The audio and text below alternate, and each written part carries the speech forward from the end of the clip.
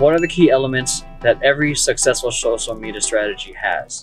I think some of the key elements, just off the top of my head, the first thing is knowing exactly what you want to achieve on any platform, what you want to make happen. If you want to make sales, if you want more followers, if you want to build your platform to get brand deals, that's one thing to know what your end goal is. Next is know your audience. Like, know exactly who you're trying to sell to, because if you're trying to sell to everyone, you're not selling to anyone. Next is kind of the contrast of that key element is have a variety of content, as well as like it's good to know what your audience likes. It's also good to have a little bit of variety here and there. That way your content doesn't get stale. Not just that, you can split test.